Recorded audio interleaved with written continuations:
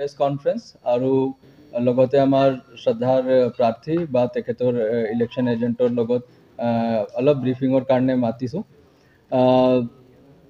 Basically আমাৰ পলিংটো complete হৈছিল 13 তাৰিখত আৰু আজি 23 তাৰিখত আমাৰ কাউণ্টিং হ'ব।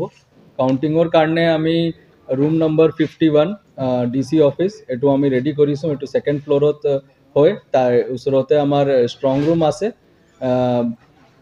23 তাৰিখত ৰাতিপুৱা 8 বজাৰ পৰা আমাৰ পোষ্টেল বেলেট কাউণ্টিংটো আৰম্ভ হ'ব আৰু 8:30 পৰা আমাৰ নৰ্মেল EVM কাউণ্টিং আৰম্ভ হ'ব। আমি 14 টেবল লগাইছোঁ আৰু প্ৰত্যেক টেবলৰ কাৰণে আমাৰ প্ৰাৰ্থী এজনকে এজেণ্ট দিব পাৰিব, কাউণ্টিং এজেণ্ট। তেওঁৰ আমি পুলিচ ভেৰিফিকেশ্যন কৰোৱাৰ পাছত আমি আই কাৰ্ড ইছ্যু কৰিম। এই আই কাৰ্ড হোৱাৰ পাছতে এণ্ট্ৰি কৰিব পাৰিব। গোটেই কাউণ্টিং দিনত আমাৰ 100 মিটাৰ পেৰিমিটাৰটো নৰ্মেল পাব্লিকৰ কাৰণে ক্ল'জ থাকিব। ৰেষ্ট্ৰিক্টেড এণ্ট্ৰি হ'ব আমাৰ DC অফিচৰ মেইন গেটৰ পৰা। তাৰ পাছত আমাৰ 3 ৰাউণ্ড অফ ফ্ৰিস্কিং হ'ব। মোবাইলবিলাক এইটো এলাউড নহ'ব। যিজন আমাৰ কেণ্ডিডেট হয় বা তেখেতৰ ইলেকশ্যন এজেণ্ট তেখেতকো আমি মোবাইল এলাউ কৰিম আৰু তেখেতৰ মোবাইল কাউণ্টিং হলৰ আগতে তেখেতক এটা ৰুমত জমা দিব লাগিব। আমি এটা ৰুম কৰিম, এইটো কমিউনিকেশ্যন ৰুম বুলি।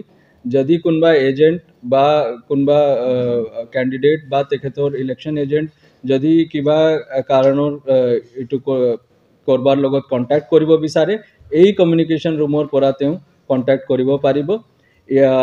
আৰু ইয়াৰ লগত আমাৰ এটা মিডিয়া ৰুম থাকিব, আমাৰ ফিক্সড লাউড স্পীকাৰ থাকিব। আমি প্ৰত্যেক ৰাউণ্ডত আমি যিখিনি ৰিজাল্ট হ'ব এই ৰিজাল্ট আমি প্ৰত্যেক ৰাউণ্ডত এনাউন্স কৰি থাকিম। জেনেৰেলি এইটোৱে আমাৰ থুলমূলকৈ